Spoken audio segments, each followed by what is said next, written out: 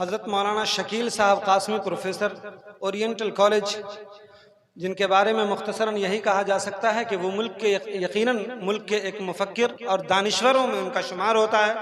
हज़रत से दरख्वास्त करूँगा कि वो तशरीफ़ लाएँ और इख्तिसार के साथ अपने तअस्सुरात पेश फरमाएँ, अपने दुआया कलिमात से नवाजें।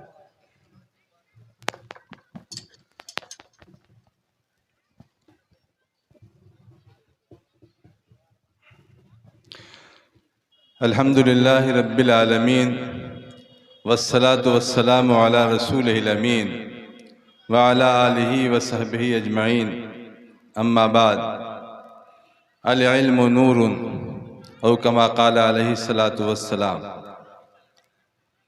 स्टेज पर जलवा अफरोज़ मखदूम मिल्लत हज़रत मौलाना सुफियान कासमी साहब, हज़रत मौलाना शमशाद रहमानी साहब, मौलाना शिबिरुल कासमी साहब, मौलाना हसनैन साहब, मौलाना हिफ्ज़ुर रहमान साहब और हमारे काबिल क़द्र उलमाए किराम, हाज़रीन व नाज़रीन व सामेईन, ये मेरे लिए सआदत की बात है कि मैं आपके रूबरू हूँ।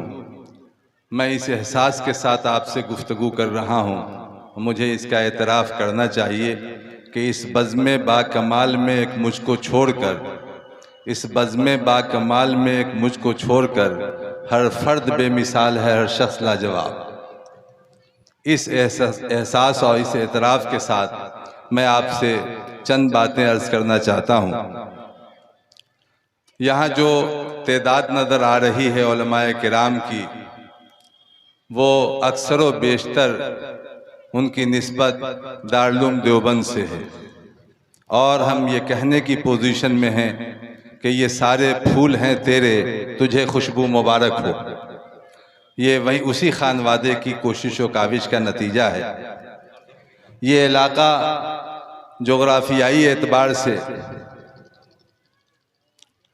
मैं मौलाना उमर आब्दीन साहब का इस्तकबाल करता हूँ। चूँकि माइक मेरे हाथ में है, अगर मुंतज़िम के हाथ में होता तो वो उनका इस्तकबाल करते।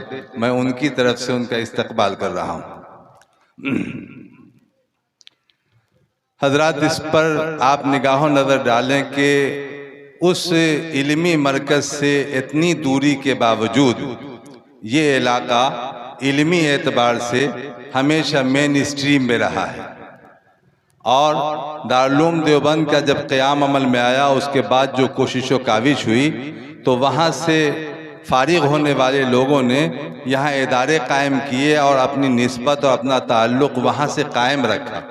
इस एतबार से हर इलाके में इदारों का क़याम अमल में आता गया और हम उस विज़न पर अपने बुज़ुर्गों को मुबारकबाद पेश करते हैं कि उन्होंने इदारों के क़याम के सिलसिले में बहुत आज़ादी दी लोगों को कि लोग अपनी सहूलत के मुताबिक मुख्तलिफ़ जगहों पर इदारे कायम करते जाएं। चुनांचे कोई क़ैद नहीं लगाई उन्होंने कि इतनी ज़मीन हो, इतना मकान हो, इतना फील्ड हो तब कोई इदारा कायम होगा। जैसा कि सरकारी इदारों में होता है कि 5 कट्ठे की ज़मीन हो तो प्राइमरी स्कूल, अगर आपको हाई स्कूल कायम करना है तो कम से कम 30 कट्ठे ज़मीन होनी चाहिए। अगर आपको कॉलेज कायम करना है तो 5 एकड़ ज़मीन, अगर यूनिवर्सिटी कायम करना है तो 100 एकड़ ज़मीन, और इतनी इमारत, ये बिल्डिंग, ये क्लासरूम।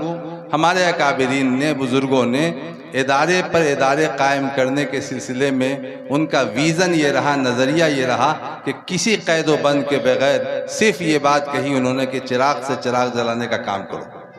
चुनांचे हुआ ये इतना अमली पहलू था कि पेड़ के नीचे लोग बैठे, सब्ज़े पर बैठे, घास पर बैठ गए चंद बच्चों को लेकर के और पढ़ाना शुरू किया और उसी का नाम एक इदारा हो गया।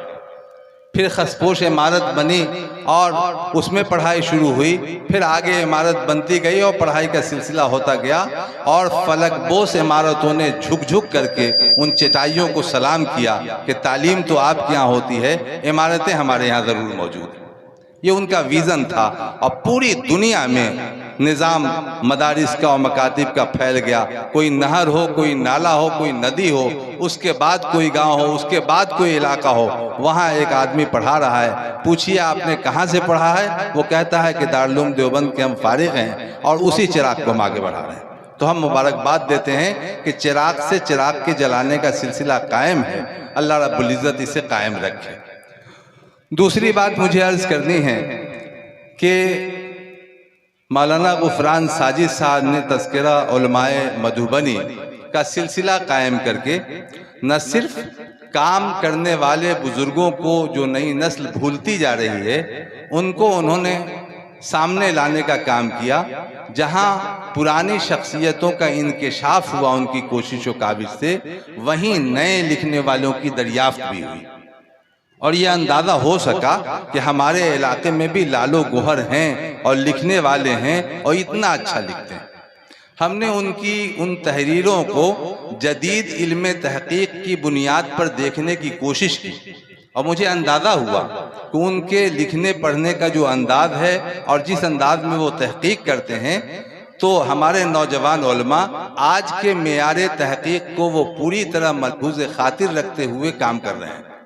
हम उन लिखने वालों को जिन नए नए उलमा की दरियाफ्त हो रही है और वो सामने आ रहे हैं हमारे, हम उनको मुबारकबाद पेश करते हैं। हवाले जात का एहतमाम पहले नहीं था किताबों में, और चूँकि लिखने वाले हमारे अकाबिरीन उनकी दियानत का इतना गलबा था उनके इल्म पर कि जो कुछ लिख दिया उन्होंने, पढ़ने वाला ये समझता था कि ये मुस्तनद है और इसमें किसी तहकीक की ज़रूरत नहीं है, किसी माखज़ मर्जे की कोई ज़रूरत नहीं है। अल्लामा शिबली रहमतुल्लाह अलैह ने इस बात की शुरुआत की कि नहीं, हवालों का भी एहतमाम किया जाए, इस गरज से कि जुज़वी ज़ैली तौर पर कहीं कोई हवाला दिया गया है और कोई बात लिखी गई है, कोई कारी अगर मुकम्मल तौर पर वहाँ किताब से इस्तेफादा करना चाहे तो वो वहाँ पहुँच सके और इस्तेफादा कर सके। मैं ये देख रहा हूँ कि हमारे नए लिखने वाले एहतमाम कर रहे हैं हवाले का भी और मुस्तनद बातें वो लिखते जा रहे हैं। जो लोग बाकी हैं वो धीरे धीरे मौलाना गुफरान साजिद साहब की नज़र उन पर जाएगी। हज़रत मौलाना मंजूर साहब परोही, हज़रत मौलाना तैयब साहब उसराही, हज़रत मौलाना मुफ्ती मोहम्मद सदर आलम साहब अशूरा और इस तरह के बहुत सारे लोग हैं। इस इलाके के तो बहुत सारे अफराद मुख्तलिफ़ जगहों पर जा करके कहीं मोहतमिम रहे, कहीं सदर मुदर्रिस रहे, कहीं नाजिम रहे। और बताइए कि इदारा साजी का जो जहन इन लोगों के सामने था वो मुदर्रिस भी रहे और इदारा साज भी रहे। तो इस तरह से इन तमाम शख्सियतों को धीरे धीरे सामने लाया जाएगा। मैं बसीरत ऑनलाइन के चीफ एडिटर और फ़ाल नौजवान आलिम दीन मौलाना गुफरान साजिद साहब को इस कोशिशों काविश पर मुबारकबाद पेश करता हूँ कि ये सिलसिला अच्छा है, इसे जारी रखना चाहिए और धीरे धीरे और मुनज़्ज़म करते जाना चाहिए। एक बात और आपसे अर्ज़ करना चाहता हूँ कि आज बदी मुनज़्ज़म है, नेकी में इंतशार क्यों है? आज बदी मुनज़्ज़म है, नेकी में इंतशार क्यों है? हमारी आपकी ये जिम्मेदारी होनी चाहिए कि नेकियों को फ़रोग़ दीजिए और नेकियों के इत्तिहाद पर मरकूज़ रखिए अपनी निगाह नज़र को। इस कोशिश से, बसीरत ऑनलाइन की कोशिश से और तज़किरा उलमाए मधुबनी की कोशिश से उलमा का इर्तिबात बढ़ा है और खैर के कामों को मुनज़्ज़म करने का एक मौका मिला है। इस लिहाज से भी ये काम बहुत बेहतर है। यहाँ जो इदारा कायम किया गया है और वो जो खिदमत अंजाम दे रहा है, धीरे धीरे हिफाजत के साथ उस इदारे को आगे बढ़ाना चाहिए और बार बार देखते रहना चाहिए कि हिफाजती नुक्ते नज़र से और जो तालीमी निज़ाम इधर उधर कायम है उसके महासिन के हुसूल के साथ इदारों को आगे बढ़ाने का काम करना चाहिए। हमको आपको मोरल सपोर्ट देना चाहिए, अखलाकी ताउन देना चाहिए, ताकि ऐसा न हो कि दुनिया तो आज अपने पत्थरों को हीरा बना रही है और हम अपने हीरों की नाकदरी करके उसे ज़ाया कर दें। ये बड़ी बदकिस्मती की बात होगी। इस पर हमें आपको निगाह नज़र रखना चाहिए। चूँकि वक्त तंग है और मेरे जज्बात हैं, एहसासात हैं, लेकिन हम सारे एहसास को आपके सामने पेश करने की पोजीशन में नहीं हैं। हम नेक ख्वाहिशात का इजहार करते हैं और ये याद रखना चाहिए हमको कि हमको बनना है निशाने राह मंजिल दोस्तों, हमको बनना है निशाने राह मंजिल दोस्तों। हम अगर भटके तो कितने कारवां खो जाएंगे।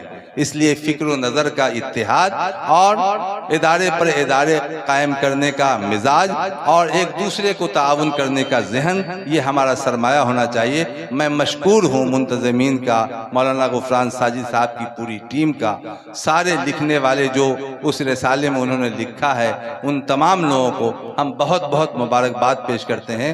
मुफ्ती मोहम्मदुल्लाह कैसर, उन्होंने बार बार राब्ता कायम किया। हम इस बात को सोचते थे कि मामूली तहकीक के लिए इतनी दिलसोजी के साथ कोई आदमी कोई बात पूछता है, मालूम करता है और तहकीक करता है, ये तो सरमाया है और तहकीकी ज़ौक़ काबिल कदर कारनामा है। हम आप सब लोगों को, बहुत सारे सीनियर लोग हमारे यहाँ बैठे हैं और मैं आपके घर का आदमी हूँ और शुरा हमारा घर है यहीं पर 2 किलोमीटर की दूरी पर, तो आपका अजीज़ हूँ और आप में बेशतर लोग हमारे ताल्लुक़ के लोग हैं, मिलने जुलने वाले लोग हैं। हम सब के एहतराम के साथ और आपकी शख्सियतों के एतराफ़ के साथ अपनी बात को ख़त्म करते हैं। व आखिर दावाना अल्हम्दुलिल्लाह।